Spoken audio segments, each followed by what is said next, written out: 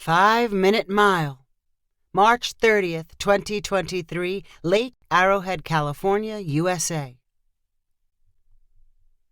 Porter Bannister rounded the track's final turn with his lungs on fire.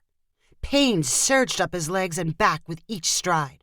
Every nerve in his body cried for him to stop. He screamed between gasps and forced his legs to keep churning. Ty Landy stood next to the track, holding a stopwatch. Porter lunged past him before staggering to the infield grass. He flipped onto his back, and his chest heaved to suck in air.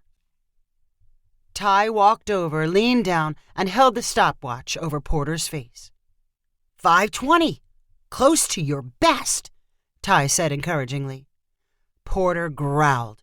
He pounded and kicked the ground. When his heart rate and breathing finally slowed, he cried, "I'm never going to make it. I'm too old. I was born slow." "Come on, you just hit a plateau. You'll break through eventually." "Nah, this is as fast as I'll ever get. For once in my life, I wanted to accomplish something hard. People tell you if you want something bad enough, all you've got to do is put in the work. It's all a lie. I've done the work. I'm a failure." Ty chuckled and tried to sound consoling. "The 5-minute thing is totally arbitrary. It's not like anyone's handing out medals for it. Everybody knows it's the standard, and it matters to me. Once you break 5 minutes, you'll only want more. Next, you'll be saying 4 minutes, 50 seconds. No, all I've ever wanted is 5 minutes. If I can do it once, I'll be happy the rest of my life." Ty smiled to show he understood, or at least appreciated, how Porter felt. Ty blamed himself for Porter's suffering because he had introduced him to running. The two met at church, and Porter talked a lot about getting into shape. After a few evening jogs with Ty, Porter was hooked. After the course of a year, he shed pounds and built endurance. Porter and Ty were not sprinters or marathoners. They fit comfortably into the middle distance category, and Porter grew convinced that the mile was the ultimate test for someone like him. Running a 5-minute mile stuck in his head as a milestone achievement. It was the time a decent high school runner should post, and doable for a dedicated older runner who was not a freak athlete. Porter and Ty mostly ran together on the roads near their homes, but after Porter became obsessed with the mile, they made regular visits to the track surrounding the football field at Rim of the World High School. Porter's first timed mile was barely under 6 minutes. He studied expert advice on how to break the 5-minute barrier and incorporated sprint intervals into his runs with Ty. Ty found Porter's new routines slightly annoying, but he tried to be supportive. He held the stopwatch as Porter's times dropped from 6 minutes and then seemed to reach a barrier around 5:20.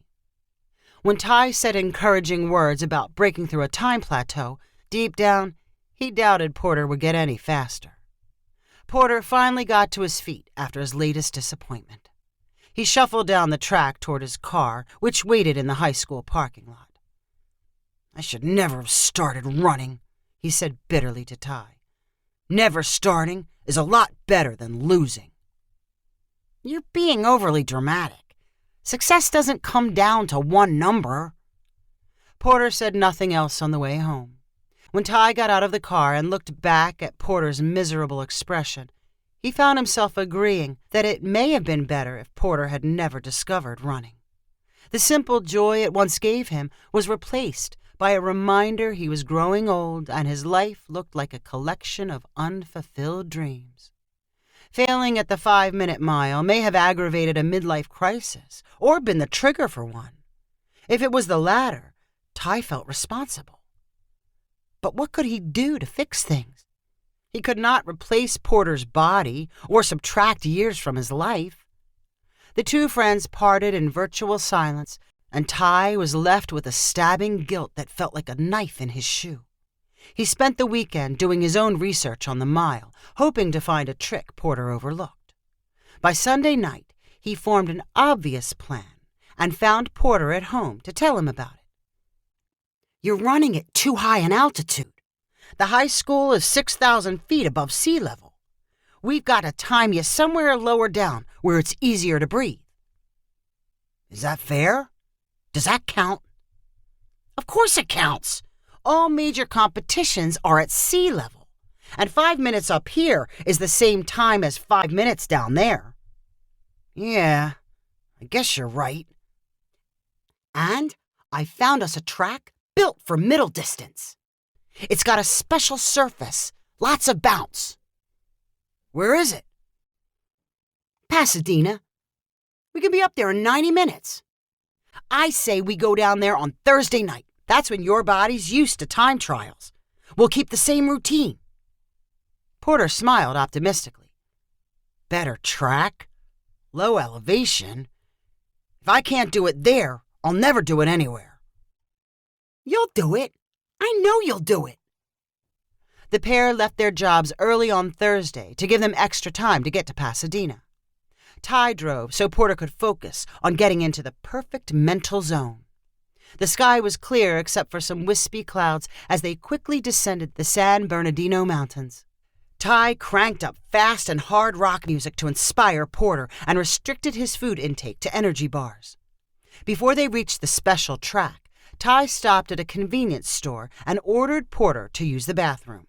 Get all the extra weight out of your system. When Porter returned from the bathroom, Ty handed him a bottle of Gatorade. Drink about half of this, then you'll be perfectly fueled. 10 minutes later, they pulled into the athletics parking lot for LaSalle Catholic High School. No one else was around. A 3-foot-tall chain-link fence surrounded the track and football field. The entrance gates were locked. Are we supposed to be here? Porter asked. Yeah, I read all about this place. No one cares if you're running. We're supposed to just jump the fence. They awkwardly climbed over the fence and hurried toward the track. Twilight had already fallen from the sky, coloring the empty spectator stands in cool shades of blue. This is it, Ty said excitedly. It's different because it's got 2 long straightaways and 2 short ones at the end of the field. Tight corners, built for speed. Let's jog around and loosen you up. Porter slowly high-stepped around the track to get a feel for the surface and warm up his muscles. How do you feel? Ty asked. I feel good. I feel light. Like a feather? Yeah, like a feather. Ty held out the stopwatch. 4 times around here will be 1 mile. You ready? Porter nodded seriously and dropped into a ready stance. On your mark, get set, go! Porter surged forward, eager to test the track surface and the plentiful air. He knew his usual pace and tried to push a little faster. His lungs stayed full and his breathing controlled as he met the first short turn. He was not exaggerating when he said he felt light. It was a rare sensation, but he had felt it before. His legs carried him along almost effortlessly, and he barely felt the ground. In the fading light, he kept his eyes a few paces in front of his feet. Pain built in his legs and lungs, but he also felt flowing energy. Ty was right about the track. You're on a good pace, Ty called as Porter passed him the first time. After the smoothest quarter-mile he could remember, Porter knew he was now in the grinding-out part of his race. He pushed the pain as far away as he could and kept his eyes ahead. He concentrated on sucking the thick air in and pushing it out.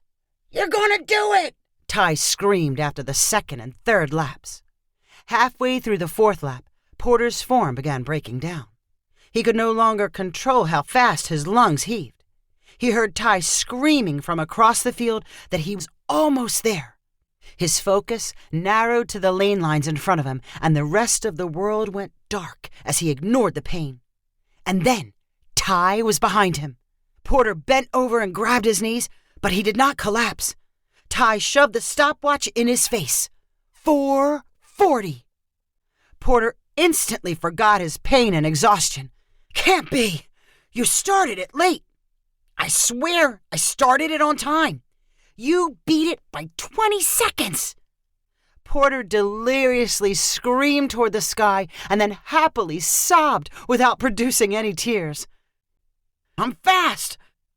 For at least once in my life, I'm fast! Ty let him enjoy a few moments before asking, "So, is it enough after all?" "Yes, it's enough. And I never want to come back here. It would ruin the moment. This night was perfect. Thank you." Porter was all smiles on the way home. They were the familiar smiles Ty had seen before Porter's doldrums set in. Ty had a feeling the smiles would be back permanently. Ty was relieved when Porter said he never wanted to return to the track. A return visit might lead to scrutiny of its special surface and dimensions. Undoubtedly, the lower elevation helped break the barrier. All the hype also gave Porter an adrenaline boost. The caffeine Ty slipped into the Gatorade bottle surely helped as well. But the biggest secret to Porter's success was that he had only run 7/8 of a mile. Ty had researched all the tracks in Southern California and found one built just a little shorter than the standard. Porter would never know about the track. He did not need to know. It was not important. What was important was that he believed he was fast. He could accomplish something he set his mind to.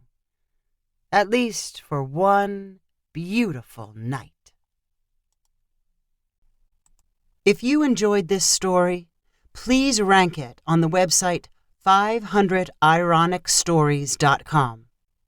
Please subscribe on the website to get weekly updates as new stories are posted. And please share with friends using the convenient links available.